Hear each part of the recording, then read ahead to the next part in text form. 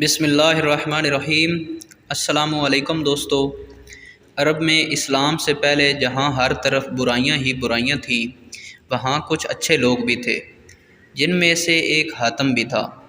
حاتم کے بارے میں بے شمار کہانیاں بیان کی گئی ہیں، جن میں سے اگر مبالغہ نکال بھی دیا جائے تو پھر بھی حقیقت یہی ہے کہ حاتم کی سخاوت ضرب المثل ہے۔ اسلام میں حضرت عثمان رضی اللہ تعالی عنہ کی سخاوت مثالی ہے۔ ان کے بارے میں بے شمار واقعات مشہور ہیں۔ یہ حقیقت ہے کہ حضرت عثمان غنی کے مال و زر اور عطیات و سخاوت کی وجہ سے اسلام کے پھیلاؤ میں بڑی سہولت پیدا ہوئی۔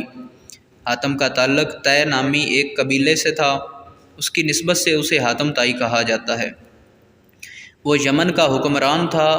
یمن کا علاقہ عرب سے جڑا ہوا تھا۔ عرب پر ان دنوں نوفل نامی بادشاہ کی حکومت تھی۔ وہ حاتم کی سخاوت اور علاقے میں مقبولیت سے بہت پریشان تھا۔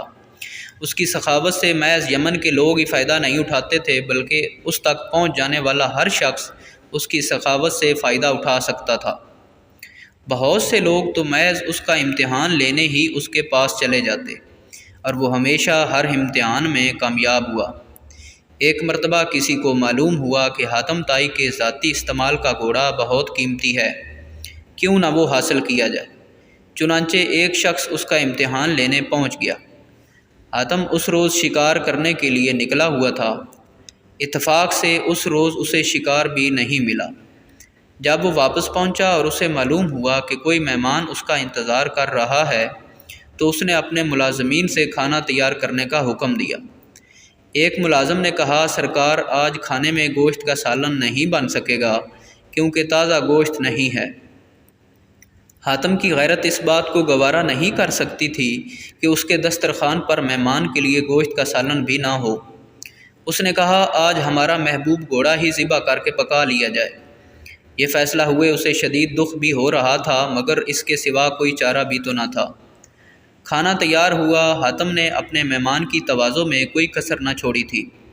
مہمان بھی بہت خوش تھا۔ صبح جب مہمان کے جانے کا وقت تو مہمان نے رخصت ہونے سے قبل اس کی مہمان نوازی کا شکریہ ادا کرتے ہوئے کہا کہ اس نے حاتم کی سخاوت کی بڑی شہرت سنی ہے، اگر وہ اپنا پسندیدہ گھوڑا بھی اسے عنایت کر دے تو بڑی بات ہوگی۔ حاتم اس کی یہ بات سن کر کچھ افسردہ ہوا، مگر پھر کہنے لگا، میرے معزز مہمان، یہ فرمائش اگر آپ گزشتہ سال سے پہلے ہی کر دیتے تو اس کی تعمیل ضرور کرتا، مگر اب یہ ممکن نہیں ہے کیونکہ میرا پسندیدہ گھوڑا اب آپ کے پیٹ میں پہنچ چکا ہے۔ اس کے ساتھ ہی اس نے ساری مجبوری بتائی اور اسے اشرفیوں سے بھری تھیلی نذرانہ کے طور پر دی کہ اس دولت سے وہ اس گھوڑے سے بھی قیمتی گھوڑا خرید سکے گا۔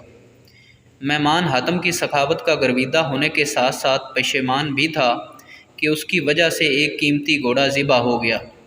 اس نے اشرفیوں کی تھیلی لینے سے انکار کر دیا، مگر حاتم نے کہا کہ یہ آپ کو رکھنا ہی ہوگی، کیونکہ میں اپنے مہمان کی فرمائش پوری نہ کر سکا ہوں۔ حاتم سخی ہونے کے ساتھ ساتھ بہت نرم دل بھی تھا۔ اس روز اسے اس بات کا ملال ہو رہا تھا کہ وہ اپنے مہمان کی خواہش پوری کرنے میں ناکام رہا ہے، جبکہ مہمان اس کی نرم دلی اور سخاوت کے گن گاتا ہوا اپنے گھر چلا گیا۔ ادھر عرب کا نوفل بادشاہ سوچ رہا تھا کہ اگر حاتم کی سخاوت اور مقبولیت اسی طرح بڑھتی رہی تو پھر لوگ اس کی طرف جائیں گے، کوئی اس کی طرف نہیں آئے گا۔ اس نے ایک بہادر اور طاقتور سپاہی سے کہا کہ وہ حاتم کو قتل کر دے، اس کے عوض اسے بھاری انعام ملے گا۔ حاتم کیونکہ نیک دل اور سخی انسان تھا، اس لیے وہ اپنے ساتھ محافظ نہیں رکھتا تھا، کیونکہ وہ جانتا تھا کہ موت جب آنی ہے تب ہی آئے گی، اور جب آئے گی تو کوئی بھی محافظ اسے بچا نہیں سکے گا۔ بادشاہ نوفل کا بھیجا ہوا سپاہی ایک مہمان کے روپ میں حاتم کے محل پہنچ گیا۔ ایک رات جب سب لوگ سو رہے تھے تو وہ سپاہی خاموشی سے حاتم کی خوابگاہ تک پہنچ گیا۔ اس نے دیکھا کہ حاتم گہری نیند سو رہا ہے، تو اس نے اپنی کمر سے بندھے خنجر کو نکالا اور پوری طاقت سے اس پر وار کر دیا۔ عین اسی وقت حاتم نے کروٹ لی اور سپاہی کا نشانہ چوک گیا اور وہ حاتم کے اوپر گر گیا۔ حاتم اس دوران نیند سے بیدار ہو چکا تھا۔ اس نے اپنے مہمان سپاہی کو قابو کر لیا اور اس سے پوچھا کہ اس نے ایسا کیوں کیا ہے، کیا اس کی مہمان نوازی میں کوئی کمی رہ گئی تھی؟ سپاہی نے حاتم کو صاف صاف بتا دیا کہ وہ یہاں کس لیے آیا تھا۔ حاتم نے اسے کہا کہ مجھے قتل کر کے اگر تمہیں دولت ملتی ہے تو فوراً قتل کر دو۔ اس سے پہلے کہ میرے ملازم آ جائیں تم مجھے مار سکتے ہو، میں مزاحمت نہیں کروں گا۔ سپاہی یہ سمجھ رہا تھا کہ اب اس کی موت آ گئی، کیونکہ حاتم کی پکڑ سے اس کا نکل جانا ممکن نہیں تھا۔ حاتم کا یہ رویہ دیکھ کر سپاہی کہنے لگا، حضور مجھے معاف کر دیں، مجھ سے بہت بڑی غلطی ہوئی ہے، میں توبہ کرتا ہوں اور آئندہ سے ہمیشہ آپ کا وفادار رہوں گا۔ حاتم نے نہ صرف اسے معاف کر دیا بلکہ اشرفیوں سے بھری تھیلی بھی دی، کیونکہ اسے یہ گوارا نہیں تھا کہ اس کا مہمان اس کے گھر سے خالی ہاتھ جائے۔ تو امید ہے دوستو آپ کو یہ تحریر پسند آئی ہوگی۔ اگر یہ تحریر پسند آئی ہے تو اس کو شیئر کر دیں اور لائک کر دیں، اور ہمارے چینل جی کے وائس کو سبسکرائب کر دیں۔ جزاک اللہ۔